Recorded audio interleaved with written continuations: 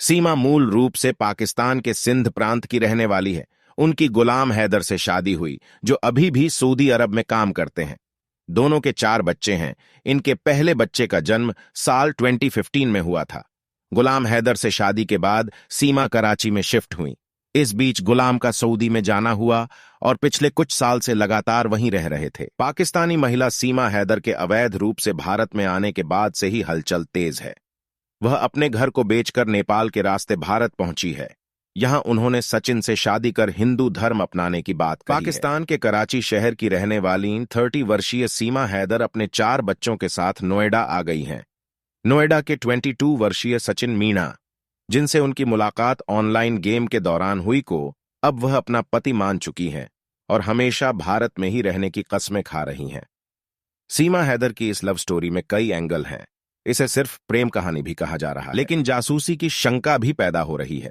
सीमा हैदर और सचिन मीणा की पूरी कहानी क्या है और आखिर ये रिश्ता कैसे पनपा है, इसकी पूरी कहानी जानते हैं। इस कहानी की शुरुआत साल 2019-20 में होती है, जब दुनिया कोरोना की चपेट में आ रही थी।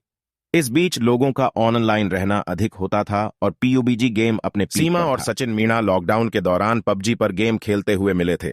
शुरुआत गेम खेलने से हुई और बात दिल मिलने तक चली गई। पुलिस के साथ हुई पूछताछ में सीमा हैदर ने सारी बातें बताई। सीमा के मुताबिक पबजी खेलते वक्त ही उनकी सचिन मीणा से बातचीत शुरू हुई।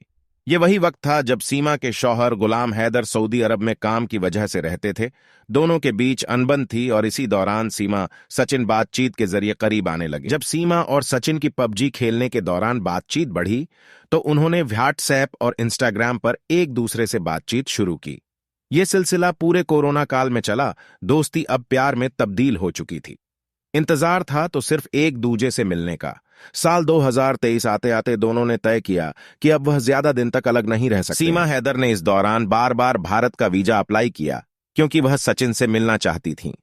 हर बार ये वीजा की अपील खारिज होती गई। ऐसे में सीमा ने दूसरा तरीका अपनाया।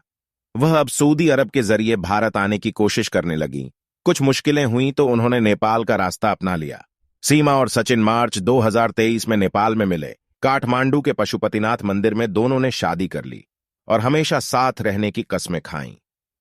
लेकिन कहानी सिर्फ यहां खत्म होने वाली नहीं थी, क्योंकि असली चिंता सीमा और उनके 4 बच्चों को सुरक्षित भारत लाने की थी। तब सचिन वहां से वापस भारत आ गए और सीमा अपने बच्चों के साथ कुछ वक्त वहीं रुकीं। जब मालूम पड़ा कि नेपाल से अगर कोई भारतीय बॉर्डर के जरिए आता है तो किसी वीजा की जरूरत नहीं होती है। ऐसे में सीमा नेपाल बॉर्डर के रास्ते अपने प्यार सचिन के पास 4 बच्चों को लेकर आ गई। अब सीमा हिंदू बनकर सचिन के साथ रह रही है और पाकिस्तान न जाने की कस्में खा रही है। सीमा ने अपने 4 बच्चों के नाम भी बदल दिए हैं।